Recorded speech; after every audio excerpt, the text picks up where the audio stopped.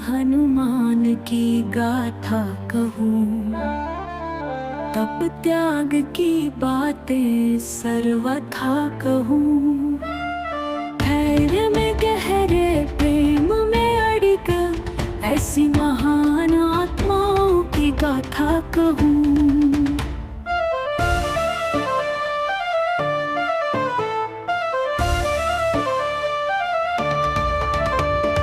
राज्य का मोह त्याग किया, धर्म पथ अपनाया, शक्ति संयम के दीप जलाए, जीवन धन्य बनाया। हनुमान की वीरता गाए, हर युग में वाणी, अंजना पवन की यश गाथा, अमर हुई कहानी। श्रवण संघीय महामंत्री पूज्य गुरुदेव श्री सौभाग्य मुनि जी महाराज साहब, योग पुरुष उपाधि भगवान श्री प्रवेर जी महाराज साहब, माम जीवन निर्मात्री स्वामी सदगुरुवर्या डॉक्टर श्री रवि रश्मि जी महाराज साहब के पावन चरण कमलों में वंदन नमस्कार करने के पश्चात उपस्थित भव्य आत्माओं, सुन रहे हैं आप जैन रामायण के अद्भुत प्रसंग। जैन रामायण के अंतर्गत आपने सुना पवन कुमार अंजना को ढूंढने के लिए जंगल में पहुंचे हुए हैं। अंजना नहीं मिलती तो वे निराश हो जाते हैं। प्राणों का उत्सर्ग करने के लिए अपने मित्र प्रहस्त से कहते हैं। उनका मित्र प्रहस्त उनको समझाता है और प्रहस्त वहाँ उनको छोड़ करके राजा प्रहलाद के पास पहुँचता है और राजा प्रहलाद को सूचना देते हैं कि अंजना को ढूंढने के लिए पवन कुमार गए हैं। वो महेंद्रपुर में नहीं है। उसके पिता ने अपजश के भय से बाहर निकाल दिया। जंगलों में ढूंढा, कहीं मिला नहीं है। और आप पवन कुमार जो हैं वे कह रहे हैं कि मैं अपने प्राणों का उत्सर्ग करूंगा। अंजना कहीं नहीं मिल रही, इसलिए मुझे जीना नहीं है, मैं अपने प्राणों का उत्सर्ग करूंगा। और वो इसकी तैयारी में बैठे हैं, चिता जला करके उसमें छलांग लगाने वाले हैं। और जैसे राजा प्रहलाद सुनते हैं, माँ केतुवती सुनती है, वो अपने सिर पकड़ के बैठ जाते हैं कि हे भगवान जी, क्या गलती होगी हमारे से, ये कौन सा हमारे से अपराध हो गया, हमें पता ही नहीं था कि अंजना निर्दोष है और अब हमारा बेटा भी हमारे हाथ से जा रहा है। और वह मित्र प्रहस्त को कहती है कि तू क्यों आया, कम से कम तू तो उसके पास रहना था। वह कहता आपको सूचना देनी आवश्यक थी। प्रहलाद कहता है मैं चलता हूं, तुम्हारे साथ चलता हूं। और वो तुरंत अपनी सारी सेना को, सारे राजाओं को सूचित देता है कि अंजना को ढूंढा जाए, कहां पर है। और सारी सेना को अंजना को ढूंढने के लिए लगा देता है। सारे राजकुमारों को, सारे कर्मचारियों को, सबको अंजना को ढूंढने के लिए लगा दिया। ये है समय। एक समय था कि अंजना को घर से निकाला गया, उसका इतना तिरस्कार हुआ, उसकी कोई जरूरत नहीं समझी गई। और आज वो समय है कि अंजना के लिए पूरे राज्य की जो सेना है और सारे जो कर्मचारी है, पूरे राज्य का जो धन है वो लगा दिया गया है कि अंजना को ढूंढा जाए। और वह मित्र प्रहस्त के साथ प्रहलाद राजा वहीं आते हैं जंगल में। और इधर केतुमती जो है उसकी आंखों से आंसू बह रहे हैं। भगवान से प्रार्थना कर रही है, प्रभु मेरी गलती को माफ करो, अंजना मिल जाए ताकि मेरा पुत्र जो है उसका जीवन बच सके। गलती हुई हमारे से, निर्दोष अंजना को हमने वनवास दे दिया। मैंने धैर्य नहीं रखा, मेरे क्रोध ने, मेरे भय ने मेरे धैर्य को समाप्त कर दिया, मेरी बुद्धि को समाप्त कर दिया, मेरे विवेक को समाप्त कर दिया। मैं इतना डर गई कि मेरा विवेक समाप्त हो गया। गलती थी मेरी, मैं मानती हूँ। जो समय पर धैर्य नहीं रख पाते ना, जिनके अंदर सहनशीलता नहीं होती ना, जिनके अंदर सब्र नहीं होता, उनको पश्चाताप करना ही पड़ता है। इसी प्रकार दुनिया पछताती है। जब जब जीवन में पश्चाताप आया है तब आप नोट करना कि आपने उस प्रसंग पर सब्र को खोया है, धैर्य को खोया है, सहनशीलता को खोया है। तब आपके जीवन में जो पश्चाताप चल करके आता है। प्रहलाद राजा उसके मित्र प्रहस्त के साथ पहुंचते हैं जंगल में। और इधर पवन कुमार सोचता है कि मेरे अपने प्राणों का उत्सर्ग कर लेना चाहिए। अपराध बोध का बोझ इतना हो जाता है उसके दिमाग पर कि वो जीना ही नहीं चाहता, और उसको जीना इतना कठिन लग रहा है, इतना बोझ भरा लग रहा है कि उसको एक एक पल का बोझ उठाना भी जैसे मुश्किल लग रहा है। और वह सोचता है कि मित्र आ जाएगा, वो मुझे प्राणों को उत्सर्ग नहीं करने देगा। पिता आ गए तो उन्होंने भी नहीं कर देना, परिवार वालों ने, अब वो गए हुए, अब मुझे अपने प्राणों को उत्सर्ग कर देना चाहिए। और उसने चिता जला करके कहा कि हे वन के देवी देवताओं, हे पशु पक्षियों, आपकी साक्षी में मैंने मेरी पत्नी अंजना को बहुत कष्ट दिए 12 वर्ष तक, और उसका मैंने तिरस्कार किया, और मेरी वजह से उसने कष्ट पाए, और मेरी वजह से अब उसके ऊपर कलंक लगा, उसको घर से निकाला गया, और वो सारे पता नहीं कितने दुख भोग रही है या नहीं है, जो भी है सब मेरी वजह से हुआ है, इसलिए मैं अपने प्राणों को उत्सर्ग कर रहा हूं। ये कहते वो छलांग लगाने वाले थे, तुरंत प्रहलाद पहुंच जाता है, राजा प्रहलाद पहुंचा, और उसने उसके कंधे पे हाथ रख के कहा कि पुत्र ये क्या कर रहे हो। देखा मुड़ के पीछे पिता खड़े हैं।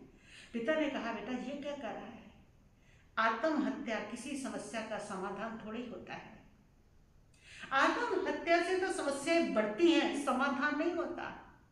बहुत समाधान है, बहुत उपाय है। वे कहते हैं कि नहीं पिताजी, अंजना कहीं नहीं मिलेगी, और अंजना नहीं मिलेगी ये जीवन में जी नहीं सकता हूं। वे कहते हैं पुत्र मिलेगी, निराश मत हो, आशा कार्यों को सिद्ध करती है, निराशा कार्यों को असफल करती है, निराशा जीवन को दांव पर लगा देती है, निराशा जीवन समाप्त कर देती है, और आशा कार्यों को सफल कर देती है। इसलिए तुम आशा रखो, वो मिलेगी। पिता की कहाँ मिलेगी, उस बेचारी को जंगल में आई थी, जंगल में हिंसक प्राणी शेर कब से खा गए होंगे। पिता ने कहा कि बेटा ऐसा नहीं होता है, तो मानते हो ना कि वो सती है, तो मानते हो ना वो चातमा है, तो मानते हो एक निष्ठा से पतिव्रत धर्म का उसने पालन किया, वो सहनशीलता की देवी है, वो त्याग की देवी है, वो तपस्या की देवी है, उसका धर्म रक्षा करेगा। उसके सामने शेर भी बिल्कुल मैत्री के रूप में आकर के चला जाएगा, कुछ नहीं होगा अंजना को। और उपाय होते हैं, उन उपाय को करो, ये कोई उपाय नहीं है किसी समस्या का। समस्या जीवन में आती है, उन समस्याओं का समाधान करने के उपाय हुआ करते, उन उपायों को करना चाहिए। आत्महत्या कोई उपाय नहीं है। और उसने बताया कि हमने वो उपाय कर दिए है पुत्र, मैंने अपनी सारी सेना को और जितने राजा हैं उन सारे राजाओं को सब सूचना दे दी है कि वे भी अपनी सारी सेना को हम राजा के राज्य में चप्पे चप्पे में फैल जाए और अंजना को ढूंढा जाए, और अंजना का समाचार मिलेगा। धैर्य मिलता है थोड़ा पिता के कहने से पवन कुमार को, और इतने में जो सेना है वो पहुंचती हनुमानपुर पहुंच गई। और कुछ सैनिक जब वहां पर पहुंचे तो प्रतिसूर्य राजा से मिले। वहां पर पता चल गया उनको कि अंजना यहाँ पर प्रतिसूर्य राजा के महल में रह रही है। प्रतिसूर्य राजा से मिले तो जा करके उन्होंने कहा कि अंजना को हम ढूंढने के लिए आए हैं। पवन कुमार जो है वो अपने प्राणों का उत्सर्ग कर रहे हैं, जंगल के अंदर अंजना को ढूंढने निकले थे, नहीं मिलने पर वो अपने प्राणों को उत्सर्ग कर रहे हैं, चिता सजा रखी है। मामा प्रतिसूर्य ने सुना तो वो घबरा गई, वो अंजना के पास पहुंची और अंजना को जाकर के सूचना दी तो अंजना की चीख निकल गई कि मामा जी मैं बिल्कुल बर्बाद हो जाऊंगी, जल्दी चलिए और जा करके पवन कुमार को रोकिए। और तभी वे विमान निकाल करके हनुमान को गोद में उठा करके अंजना बैठती है और वह पूरे जंगल को देखते हुए ऊपर से जा रहे हैं। और वहां पर पहुंचे तो उन्होंने देखा कि वहां पर मित्र प्रहस्त के साथ पवन कुमार भी है, प्रहलाद भी है और वहां पर सारे खड़े हुए हैं। और अंजना ने पहचाना कि मामा जी वो मित्र प्रहस्त उनका खड़ा और साथ में पवन कुमार यहीं पर खड़े हैं, यही नीचे उतरिए। और वो नीचे उतरते हैं विमान को लेके। पवन कुमार अंजना को देखता है, पवन कुमार को अंजना नमस्कार करती है, राजा प्रहलाद को करती है और प्रहलाद राजा बहुत प्रसन्न होते हैं कि पुत्र वधू मिल गई है और अपने पुत्र हनुमान को गोद में उठाते हैं। कितना तेजस्वी, कितना बलवान, कितना स्वरूपवान, सुंदर, और उसको प्यार करते हैं। पवन कुमार की आंखों में आंसू है अंजना को देख के, अंजना की आंखों में भी आंसू है। प्रतिसूर्य राजा कहता है बाकी बातें वहां बैठ के करना, विमान में चलो मेरे साथ। और तब प्रहलाद राजा कहता है मैं आपका बहुत धन्यवाद करता हूँ, आपने अंजना को आश्रय दिया, मेरी पुत्रवधू को आश्रय दिया। वह कहता है ये कोई धन्यवाद की जरूरत नहीं है, क्योंकि ये मेरी भांजी है, मामा हूं मैं इसका सगा, और ये मेरा दायित्व था, मेरा फर्ज था। मैंने इसकी निर्दोषता को पहचान लिया था। और सबको साथ बिठा करके विमान पर हनुमानपुर पहुंचते हैं। पवन कुमार पूछते हैं, अंजना क्या बीता तेरे साथ, क्या क्या हुआ? और अंजना अपनी सारी कहानी बताती है, किस प्रकार मैं वहां से पिता के घर आई, किस प्रकार पिता के घर से निराशा मिली, किस प्रकार हम जंगल में आए, मुनि के दर्शन हुए, हनुमान का जन्म हुआ, मामा जी पहुंचे और ये मेरे को लेकर के आए। ये सब मेरे कर्म था, इसमें किसी का कसूर नहीं था, ना मेरे माता पिता का, ना आपकी माता पिता का, किसी का कसूर नहीं था। वह कहती है और वे पूछती है कि आपके साथ क्या क्या हुआ? और पवन कुमार बताते हैं कि 1 साल तक तो मेरा युद्ध चलता रहा। उस युद्ध में भी रह करके मुझे तुम्हारी स्मृति आती थी, और युद्ध समाप्त होने के बाद मैंने युद्ध को जीता, खरदूषण को बंधन मुक्त करवाया, रावण ने मुझे पुरस्कृत किया। वो खुश होती है उसका पराक्रम सुन करके। और मैं कहती है कहता है कि उसके बाद मैं अपने नगर में आया, महलों में देखा, मुझे कहीं तुम नजर नहीं आई, तुम्हारे महल में पहुंचा, कोई चहल पहल नहीं, और एक दासी से जब पूछा तो पता चला कि तुम्हें इस प्रकार निकाल दिया गया। तब मैं महेंद्रपुर आया, शायद तुम वहां होंगी। वहां भी पता चला कि तुम नहीं। लोगों से पूछा, उन्होंने बताया कि वन की ओर जाते हुए देखा कुछ लोगों ने तुम्हें, वन के चप्पे चप्पे में मैंने तुम्हें छाना, और जब मुझे लगा कि तुम कहीं नहीं मिल रही हो, तब मैंने उसके अंदर चिता के अंदर प्राणों को उत्सर्ग करने का फैसला कर लिया। मैं नहीं जी सकता था अंजना, तुम्हारे बिना, तुम्हें इतने दुख दे करके, इतना कष्ट दे करके मुझे अपराध बोध फील हो रहा था, और तेरा वियोग मुझे सहन नहीं हो रहा था। तेरी विनम्रता ने, तेरी तपस्या ने, तेरे त्याग ने, तेरी कुर्बानी ने, तेरे एक पतिव्रत धर्म की निष्ठा ने मुझे इस प्रकार अनुराग से भर दिया, इस प्रकार जीत लिया, ऐसा कर्षण पैदा कर दिया कि मुझे तेरा वियोग सहन करना मुश्किल हो गया। और मुझे लगता था कि मैं अंजना के बिना, अगर अंजना नहीं मिलती तो मैं नहीं जी सकता हूँ। और मैंने ये फैसला लिया, और तभी पिताजी पहुंच गए, और पिताजी ने आकर के मुझे समझाया, और उन्होंने बताया कि हमने सारे दूत अंजना को ढूंढने के लिए लगा दिए हैं। पिता के वचन हमेशा कल्याणकारी होते हैं। पिता की बात ना मैं मानता तो जीवन समाप्त हो सकता था, लेकिन माता पिता तो माता पिता होते हैं। वे तो हर हालत में अपनी संतान की सुरक्षा करते हैं, हर हालत में अपनी संतान को समस्याओं से निकालते हैं। वही तो माता पिता होते हैं। इसीलिए माता पिता को भगवान का दर्जा दिया जाता है। इसीलिए जो माता पिता होते हैं वह परमात्मा का स्वरूप हुआ करते हैं। और उसने बताया कि पिताजी ने जो मुझे बचाया, और उसके बाद तुम वहां पर पहुंच ही गई हो। बस यही कहानी थी। अंजना की आंखों में आंसू। अंजना कहती है कि पति के पीछे तो बहुत नारियां सती होती है, लेकिन पत्नी के पीछे प्राणों का उत्सर्ग करना, सौभाग्य है मेरा कि तुम्हारा इतना प्रेम मैंने पाया है, लेकिन तुम्हें ऐसा नहीं करना चाहिए था। साथ में मैं ये भी कहती हूँ।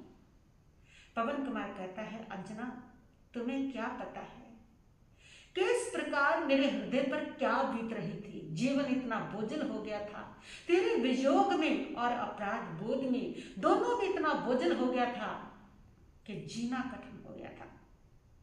बातें होती, और उसके बाद प्रहलाद कहते हैं कि चलते हैं। वहीं पर अंजना के माता पिता पहुंच गए। वे कहते हैं महेंद्रपुर चलो अंजना को लेकर के। तब पवन कुमार कहते हैं कि नहीं, अभी तो हम एक बार घर चलते हैं। और मामा प्रतिसूर्य उनका बड़े स्वागत के साथ, धूमधाम के साथ विदाई अंजना की करते हैं। और वहां से बैठ करके वह पवन कुमार, प्रहलाद अपने पुत्र हनुमान को साथ में लेकर के बसंत तिल का सखी सीधा अपने नगर में पहुंचते हैं। पहुंच करके सास केतुमती मिली। अंजना ने उसको प्रणाम किया। सास केतुमती ने कहा कि बेटी, मैंने तेरे निर्दोष पर इतना बड़ा दोष लगाया, तो मुझे माफ कर दे। अंजना ने कहा कि नहीं माता जी, आपका इसमें कोई भी कसूर नहीं, कोई भी गलती नहीं है। ये सब मेरे कर्मों का था, कर्मों का चक्कर है। मेरे कर्म ने जो किया है, कोई किसी को सुख दुख देने वाला नहीं है। सुख दुख जग में को नहीं दाता, निज कृत कर्म सब भोगे भ्राता। कोई जीवन में सुख दुख देने वाला नहीं है, सब व्यक्ति अपने अपने कर्म का फल पाते हैं। ये तो सिर्फ व्यक्ति का भ्रम है, ये तो उसके ऊपर ज्ञान का पर्दा है कि वो समझता है कि दूसरे उसको दुख दे रहे हैं। वास्तव में सच्चाई तो ये है कि कोई किसी को दुख नहीं दे सकता जब तक उसका अपना कर्म उसको दुख नहीं देता है। कि तुमति सोचती है कितनी विनम्र, कितनी शांत, कितनी धैर्यवान है। और मैं तो सोचती थी कि अब मुझे वो उपालंब देगी, सभी मुझे उपालंब देंगे, लेकर अंजना तो प्रसन्नता के साथ वंदन करके और कुछ भी नहीं बल्कि अपने ही कर्मों को दोष मान रही है। और तब महलों में रहने लगे कि तुमति ने प्रहलाद से कहा कि पवन कुमार का राज्याभिषेक करो, पुत्र युवा हो गया है, युद्ध भी जीत चुका है, योग्य भी है, और अब अपने को आत्म कल्याण करना चाहिए। ये उस समय की राजाओं की परंपरा होती थी। वे पूरा का पूरा जीवन भोगों में नहीं व्यतीत करते थे। वह अपने जीवन का जो अंतिम हिस्सा था, जब उनकी संतान, उनके बच्चे योग्य हो जाते थे और वो अपना राज्यभार संभाल सकते थे, तब उनको गृहस्थी संभाला करके खुद आत्म कल्याण के लिए निकल जाते थे। और प्रहलाद राजा केतुमती अपने आत्म कल्याण के लिए निकल गए। हनुमान के परवरिश उनको सुसंस्कारों के साथ माता अंजना पवन कुमार कर रहे हैं। और हनुमान तो मोक्षगामी है, इसी भाव में चरम शरीरी है। छोटा सा था। अंजना ने पूछा कि हनुमान तुम्हें क्या अच्छा लगता है? वह कहता है कि माँ मुझे आत्मा अच्छी लगती है। अंजना समझ गई चरम शरीरी है ना, इसी भाव में मोक्ष जाने वाला है, तभी तो इसको आत्मा अच्छी लगती। इतने छोटे बच्चे को आत्मा अच्छी लगे। और हनुमान अनेक संतों के संपर्क से त्याग विराग के साथ, धर्म के साथ माता अंजना ने उसको जोड़ा और हनुमान भी युवा होने की किशोर अवस्था में पहुंचे। और इधर रावण और वरुण का फिर से आपस में विवाद खड़ा हो गया। और उस विवाद में जो रावण है वो देख रहा है कि वरुण भी कम शक्तिशाली नहीं है। और रावण से किसी ने कहा कि पहले भी पवन कुमार ने ही इसकी अकल ठिकाने लगाई थी वरुण राजा के लिए, और अब भी तुम पवन कुमार को बुलाओ उनके साथ युद्ध करने के लिए, अगर युद्ध करना है तो। और रावण ने पवन कुमार को ये संदेश भेज दिया। पवन कुमार जब युद्ध में जाने लगे तो हनुमान ने कहा कि पिताजी आप क्यों जा रहे हो? मैं जाऊंगा, मैं हूं ना, मेरे रहते आप जा रहे हो कि पुत्र घर में राम से बैठा और पिता युद्ध कर रहा है, ये अच्छा नहीं लगता, ये शोभा नहीं देता, मैं जाऊंगा युद्ध में। वह कहता है कि बेटा अभी तुम छोटे हो, किशोर अवस्था में हो अभी तुम। वह कहता है कि पिताजी आपने भी तो ऐसे ही किया था ना, जब आपके पिताजी युद्ध जाने लगे थे तब आपने उनको नहीं जाने दिया, क्योंकि आप कहते थे कि पिता युद्ध में जाए बेटा घर में बैठे अच्छा नहीं लगता। और वही मैं कहता हूँ, आप मेरी वीरता पर विश्वास कीजिए। लगता है आपको मेरी वीरता पर विश्वास नहीं है, मेरी विद्याओं पर विश्वास नहीं है, मेरे संस्कारों पर विश्वास नहीं है। ऐसा नहीं है पुत्र, पवन कुमार ने कहा। तो ठीक है, अगर तेरी मर्जी है तो तू जा सकता है। और हनुमान पहुंचता है सीधा रावण के पास वरुण कुमार से युद्ध करने के लिए। रावण जब उसको देखता है तो देख करके उसकी तेजस्विता को, उसकी बलिष्ठ शरीर को, उसके चेहरे को, तेज को देख करके बहुत प्रसन्न होता है। और वह कहता है कि पवन कुमार नहीं आए, उन्होंने तुम्हें भेजा है? हाँ महाराज, मुझे भेजा है, मैं वरुण के साथ मैं युद्ध करूंगा। तो ठीक है, अपनी सेना से जाओ, रावण को पूरा विश्वास है। और इधर जब वरुण राजा के पास सूचना पहुंचती है कि पवन कुमार नहीं आए, पवन कुमार का पुत्र हनुमान आया, और वो तो किशोर अवस्था में ही अभी बच्चे ही है, उसके साथ मैं क्या युद्ध करूंगा, अच्छा लगूंगा उसके साथ युद्ध करता। वो अपने पुत्रों को भेजता है कि तुम युद्ध करो उनके साथ। और हनुमान जब युद्ध करने लगते हैं तो उस युद्ध के अंदर इतनी वीरता, इतनी पराक्रम कि सारी सेना में भगदड़ मच जाती है। और रावण तो देख के बहुत प्रसन्न होता है उसकी वीरता को। चारों ओर सेना में हनुमान के पराक्रम की प्रशंसा ही प्रशंसा थी। रावण समझ गया आने वाले समय में ये बहुत बड़ा पराक्रमी योद्धा होगा।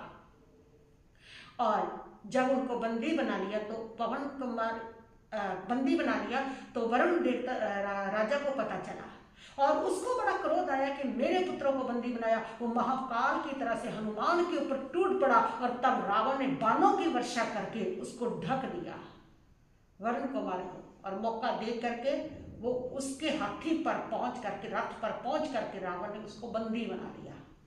जब वो बंदी बना लिया गया तो वरुण कुमार ने सोचा कि बंदी तो बन ही गया हूं, लेकिन मैं रावण को सिर तो नहीं झुकाऊंगा, किसी को नहीं झुकाऊंगा। और वो कहता है कि मैं अरिहंत परमात्मा के सिवाय किसी को अपना सिर नहीं झुकाऊंगा, मैं दीक्षा लेना चाहता हूं, इसलिए आप मुझे बंधन मुक्त कर दीजिए। हनुमान ने जब ये सुना तो हनुमान ने रावण से कहा कि जो व्यक्ति मोक्ष की ओर जाना चाहता है, जो व्यक्ति साधना करना चाहता है, जो व्यक्ति सारे मोह के बंधन तोड़ना चाहता है, उनको बंधन में नहीं बांधना चाहिए, आप इसको बंधन से मुक्त कर दीजिए।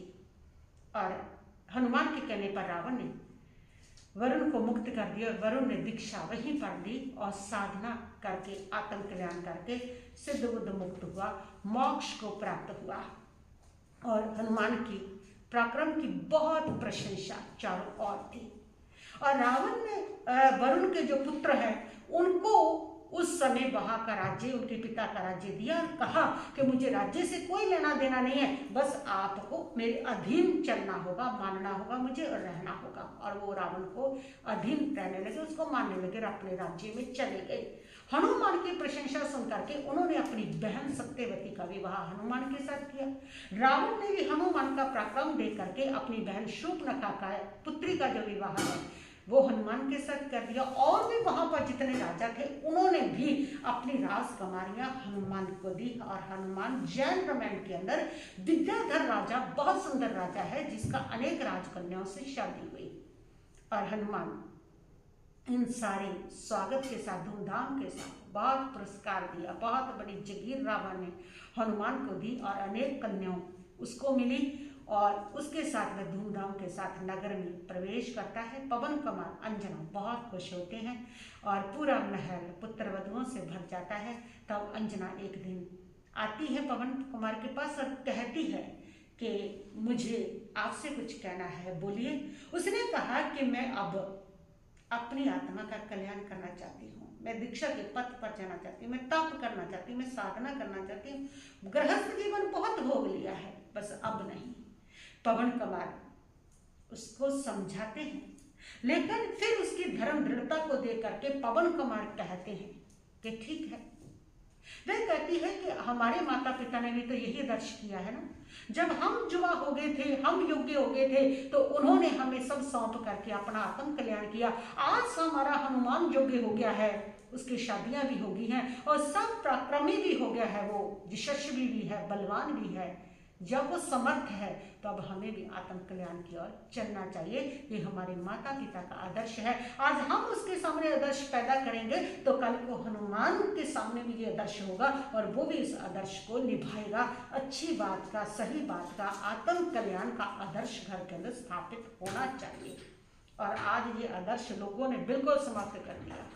आज बुढ़ापे तक भी लोग ना अधिकार छोड़ते हैं और ना ही मोह ममता छोड़ते हैं। वही बुढ़ापे में भी वही लड़ते झड़ते रहेंगे बच्चों के साथ। उनके ऊपर अपना वही अनुशासन के साथ, मेरी आज्ञा के बिना पत्ता नहीं हिलेगा, मुझसे पूछ करके करो, वहीं पर पड़े रहेंगे, वहीं मरेंगे, वहीं लड़ेंगे उनके साथ और अपनी मौत भी बिगाड़ती है, अपना मानव भी जो है उसको सफल कर लेते हैं।